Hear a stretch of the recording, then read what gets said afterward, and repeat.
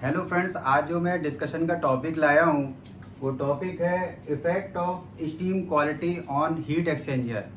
जो हमारे process industry में हीट एक्सचेंजर्स यूज होते हैं और उनमें अगर हीटिंग जो है हमारी स्टीम के द्वारा हो रही है, चाहे वो डायरेक्ट हीटिंग हो या इनडायरेक्ट हीटिंग हो, तो उसमें अगर स्टीम की क्वालिटी अगर हमारी डिटोरिएट होती है, कुछ इफेक्ट होता है या इनर्ट्स आ जाते हैं, तो हमारी हीट एक्सचेंजर की परफॉर्मेंस पर क्या इफेक्ट पड़ेगा, फर्दर हमारा प्रोसेस पर क्या इम्पैक्ट पड़ेगा। तो इन सभी के बारे में आज हम डिटेल से डिस्कशन करेंगे, क्योंकि ये बहुत ही इंपॉर्टेंट हो जाता है। वो इसलिए क्योंकि हम जान ही नहीं पाते हैं कि प्रॉब्लम कहाँ है। हम लैब एनालिसिस कराते हैं, हम प्रैक्टिकली भी कई चीज़ें देखते हैं, तो फाइनली हम स्टीम क्वालिटी पे आज फोकस करेंगे। तो दोस्तों बने रहिए आज हमारे साथ टेक्निकल मंत्रा। शुरू करते हैं। जैसे कि मैंने दोस्तों दिखाया हुआ है कि एक ये हमारा कॉलम है जिसमें एक फ्लूइड भरा हुआ है, साथ ही में एक ये हमारा हीट एक्सचेंजर है वर्टिकली इंस्टॉल्ड है, जिसमें हम देखेंगे कि शेल साइड में स्टीम दिया हुआ है और ट्यूब साइड में ये जो लिक्विड है ये फ्लूइड जा रहा है। अब इसमें जैसे कि हमने देखा है कि जो एलपी स्टीम यूज हो रही है हीटिंग के लिए, जो भी इसमें फ्लूइड भरा है, ये ट्यूब साइड इन हुआ फ्लूइड, ट्यूब साइड आउट हो गया और ये स्टीम आ रही है शेल साइड, जिसमें ये शेल साइड इनलेट हुआ स्टीम का और ये कंडेंसेट फॉर्म हुआ। ये कंडेंसेट पॉट है जो कि डिसाइड करता है कि कितना पार्ट हमारा ट्यूब का डिप रहे और ये टेम्परेचर कंट्रोल में भी मदद करता है। फिर ये आगे हमारा कंडेंसेट पार्ट चला गया।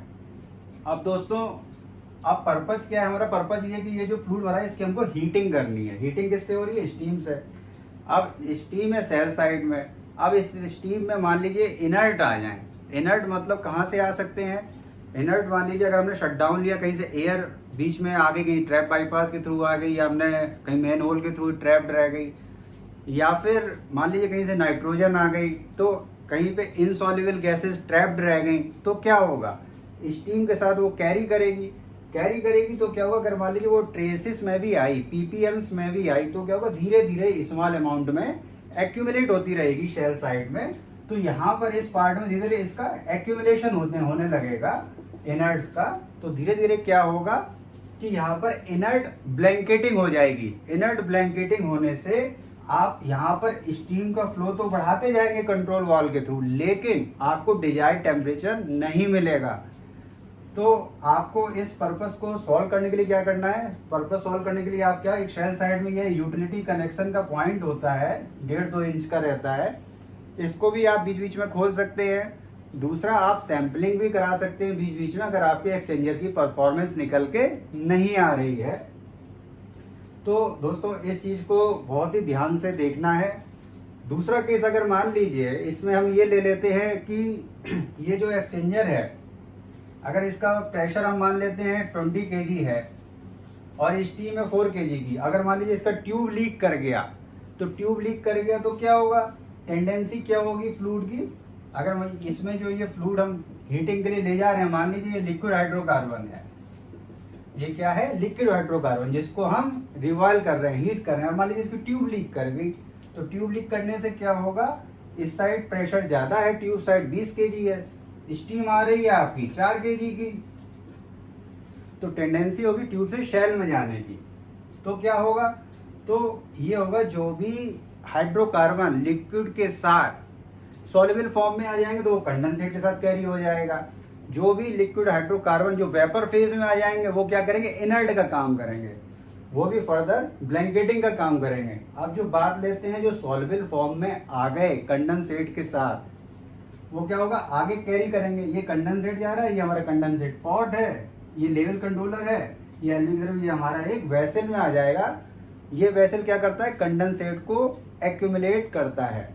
अब इसमें क्या होगा? अगर ट्यूब लीक हो गई तो इसमें भी हाइड्रोकार्बन सॉल्युबल फॉर्म में आ जाएंगे और ये पंप लगा है, फिर ये हमारा कंडेंसेट पॉलिशिंग यूनिट में चला जाएगा। और जो हाइड्रोकार्बन सॉल्युबल फॉर्म में नहीं आए, वो वेपर फॉर्म में आए, तो वो क्या, उनकी टेंडेंसी क्या रहेगी? ऊपर जाने की रहेगी। तो दोस्तों मैं इतना डिटेल में इसलिए बता रहा हूँ क्योंकि ये अगर हाइड्रोकार्बन, इसमें ये ट्यूब लीक हो गई और हाइड्रोकार्बन आ गए, तो क्या होगा? यहाँ से ये हाइड्रोकार्बन ऊपर की तरफ जाएंगे, फिर एक हाई पॉइंट वेंट होता है, इससे निकलेंगे। तो ये बहुत ही डेंजरस सिचुएशन हो जाती है। अगर मान लीजिए कहीं जो है लाइटिंग हुआ, कहीं पर बारिश के टाइम में तो रहता ही है लाइटनिंग का, तो अगर आपने लाइटनिंग अरेस्टर यूज नहीं किया या अर्थिंग नहीं हुई तो यहाँ पर फायर होने के चांस रह जाते हैं। तो इसको हमें जो है दोस्तों देखना पड़ेगा बहुत ध्यान से कि ये एक सेफ्टी का भी पॉइंट हो जाता है। दूसरा, अगर मान लीजिए सॉल्वेबल फॉर्म में आ गई थी तो कंडेंसेट पॉलिशिंग यूनिट में चले जाएंगे, तो वहाँ पर इसको हम ट्रीट कर लेंगे। लेकिन जो वेपर फॉर्म में आ गए तो उसके लिए मुझे प्रॉपर प्रिकॉशन सेफ्टी लेनी है। तो वेंट पॉइंट हाइड्रोकार्बन का वो हाई पॉइंट पे होना चाहिए और उसकी प्रॉपर लाइटनिंग अरेस्टर लगाना चाहिए। लाइटनिंग अरेस्टर के साथ साथ उसकी अर्थिंग प्रॉपर होनी चाहिए। ये चीज़ हमको सेफ्टी पॉइंट ऑफ व्यू से देखनी है इन केस अगर ट्यूब लीक होती है। सेकंड केस दोस्तों मैंने ये लिया है, जैसे कि हम लोग जानते हैं CO2 रिकवरी प्रोसेस का, जो कि फर्टिलाइजर इंडस्ट्री में भी यूज होता है, गैस प्रोसेसिंग इंडस्ट्री में भी यूज होता है। एक हमने ये कॉलम लिया जो कि रिजनरेटर कॉलम है।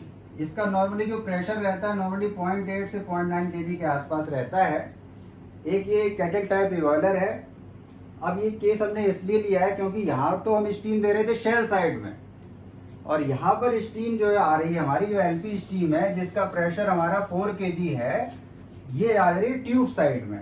तो ट्यूब साइड में दोस्तों क्या होता है, यहाँ पर है ये इसमें भरा हुआ हमारा एमीन क्या करेगा, ये हाँ यहाँ से आया शेल साइड इन हुआ और ये शेल साइड हीट लेके वापस आ गया। नॉर्मली जो रिजनरेशन प्रोसेस रहता है वो लो प्रेशर और हाई टेम्परेचर पर फेवरेबल रहता है। तो हमको करना क्या है, जो LP स्टीम आ रही है अब इसमें क्या है कि ये ट्यूब साइड है। ट्यूब साइड में क्या होता है, ये फॉरवर्ड फ्लो में होता है। फॉरवर्ड फ्लो होने की वजह से इसमें इनर्ट के ट्रैप होने की संभावना बहुत कम हो जाती है। तो हम क्या करते हैं, ट्यूब साइड फ्लो आया स्टीम का, मान लो इसमें इनर्ट आ भी गए तो ये क्या होगा, कंडेंसेट पॉट में गया। कंडेंसेट पॉट में कि वेंट ये UC पॉइंट लगा रहता है, इसको हम खोल के रखते हैं थोड़ा सा, और रखना भी चाहिए। तो जितने भी इसमें ट्रैप्ड इनर्ट्स होंगे वो निकलते जाएंगे, बहुत ही स्लो रेट से इसको खोल के रखते हैं। सिमिलरली इसका भी जो कंडेंसेट होगा एक पॉट में है, इसको हम फर्दर, इसमें भी एक वेंट दिया हुआ है, चूंकि ये तो कंडेंसेट है तो इसमें वेंट या हाइड्रोकार्बन तक का तो कोई मतलब है नहीं, तो ये सेफ जोन रहता है। और ये फर्दर ये हमारा कंडेंसेट पॉलिशिंग यूनिट में चला जाएगा। चूंकि यहाँ पर स्टीम का प्रेशर जो फ्लूइड हम गर्म कर रहे हैं उससे ज़्यादा है, तो इसको हम जो है प्योर कंडेंसेट की तरह भी ट्रीट कर सकते हैं। इसको हम डायरेक्ट डीरेटर में भी ले सकते हैं instead of condensate polishing unit. अब इसमें दोस्तों फॉरवर्ड, जैसे कि मैंने बताया कि फॉरवर्ड फ्लो रहता है, इसमें ज़्यादा चांसेस नहीं रहते हैं, तो इसलिए ये ज़्यादा अप्रोप्रिएट और ज़्यादा, अगर मान लीजिए ट्यूब लीक भी हो गई तो ट्यूब लीक से क्या होगा, डायरेक्ट हीटिंग हो जाएगी। अभी इनडायरेक्ट हीटिंग हो रही तब डायरेक्ट हीटिंग होने लगेगी। एक वेंट इसका लगा ही होता है कि भाई इसका प्रेशर मेंटेन करने के लिए, बहुत ज़्यादा वो कंसंट्रेशन पे इफेक्ट आएगा, इससे ज़्यादा कुछ नहीं होगा। इम्पैक्ट यहाँ पर ज़्यादा आएगा, क्योंकि यहाँ पर वर्टिकल हीट एक्सचेंजर, यहाँ पर ट्रैपिंग के चांसेस ज़्यादा बनेंगे क्योंकि ये शेल साइड में है। तो ये दोनों के दोस्तों बीच में डिफरेंस समझ में आना चाहिए। अगर मान लीजिए डिजॉल्व्ड ऑक्सीजन भी कैरी होती है तो डिजॉल्व्ड ऑक्सीजन क्या करती है, वो पाइप के मटेरियल हो गया या उसके मटेरियल कंस्ट्रक्शन हो गया उस पर ही इम्पैक्ट डालेगा और ज़्यादा किसी पर इम्पैक्ट नहीं डालेगा। तो दोस्तों ये हमारे 2 पॉइंट हो गए। तीसरा पॉइंट मैं और आपको सामने शेयर करूँगा, उसमें क्या है कि वो टरबाइन की एफिशिएंसी पे भी इफेक्ट डालता है अगर स्टीम के साथ इनर्ट आ गए तो। वो कैसे, वो ऐसे, एक ये दोस्तों होता है इजेक्टर सिस्टम। ये इजेक्टर सिस्टम रहता है, इसमें क्या करते हैं, यहाँ से हमने दे दी स्टीम, ये आ गई स्टीम, लो प्रेशर स्टीम, और यहाँ से ये सरफेस कंडेंसर से आ रही है non condensable vapour, non condensable vapour, non condensable vapour आ गई यहाँ से आ गई स्टीम। ये हमारा जो है कन्वर्ज पार्ट होता है और जो भी आउटलेट रहता है वेपर का, नॉन कंडेंसेबल का, वो बाहर की तरफ निकल जाता है। तो ये होता है इजेक्टर सिस्टम, जो कि सरफेस कंडेंसर में वैक्यूम बनाने का काम करता है। अब अगर मान लीजिए ये जो स्टीम जा रही है इसमें इनर्ट आ गए, तो इनर्ट आगे तो क्या करेगा, ये खुद ही इसमें इनर्ट है, तो इसकी क्वालिटी या परफॉर्मेंस पे इम्पैक्ट आएगा। ये नॉन कंडेंसेबल वेपर को उतनी एफिशिएंटली बाहर नहीं निकाल पाएगा। तो उससे ये आएगा कि टरबाइन का जो वैक्यूम है वो धीरे धीरे जो है ब्रेक होना शुरू हो जाएगा। मान लीजिए -0.9 चलना चाहिए, वो -0.8 -0.7 की तरफ अप्रोच करेगा। टरबाइन की एफिशिएंसी पे इम्पैक्ट आएगा, उसके वर्क डन इफेक्ट होगा। तो वर्क डन कम मिलेगा तो ऑब्वियसली परफॉर्मेंस भी डाउन होना शुरू हो जाएगी। तो ये इजेक्टर की परफॉर्मेंस पे भी इम्पैक्ट डालेगा अगर स्टीम में इनर्ट आ गए या उसकी स्टीम की क्वालिटी पे ज़्यादा अच्छे से मतलब नॉन कंडेंसेबल चीज़ें भी आ गई, तो ये चीज़ें हमें ध्यान रखती हैं। साथ में एक और मैं आपसे एक एग्जाम्पल शेयर करना चाहूँगा। फर्टिलाइजर इंडस्ट्री में क्या होता है, एक प्रिलिंग टावर होता है, एक लगा रहता है प्रिलिंग टावर, बहुत हाइट पे रहता है, आपने देखा होगा, ये मैंने एक शो किया है। अब इसमें क्या रहता है, एक यूरिया सोल्यूशन का एक पेस्ट टाइप से हो जाता है। वो पेस्ट सोल्यूशन जब इधर आता है मेल्टर सेक्शन में, यहाँ पर एक सेक्शन होता है मेल्टर।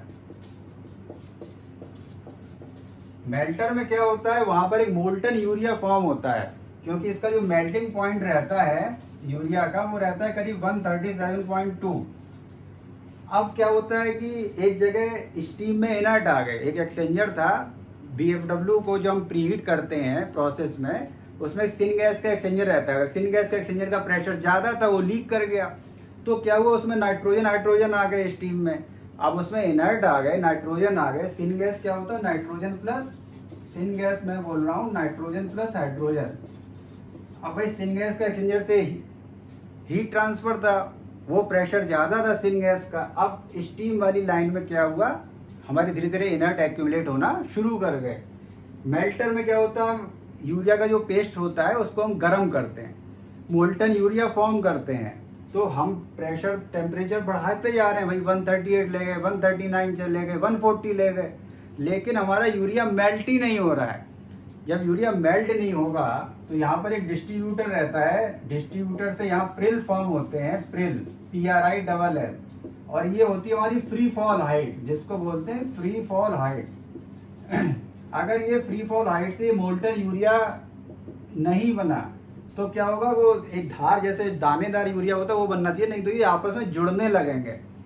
तो एक ये भी प्रॉब्लम आती थी फर्टिलाइजर इंडस्ट्री में कि इसके साथ अगर इनर्ट आ गए तो हमारा यूरिया मेल्ट ही नहीं होगा, हम कितना भी प्रेशर बढ़ा लें, कितना भी टेम्परेचर बढ़ा लें, इसके बियॉन्ड भी चले जाएं। तो दोस्तों इतना प्रॉब्लम क्रिएट करता है ये इनर्ट आना।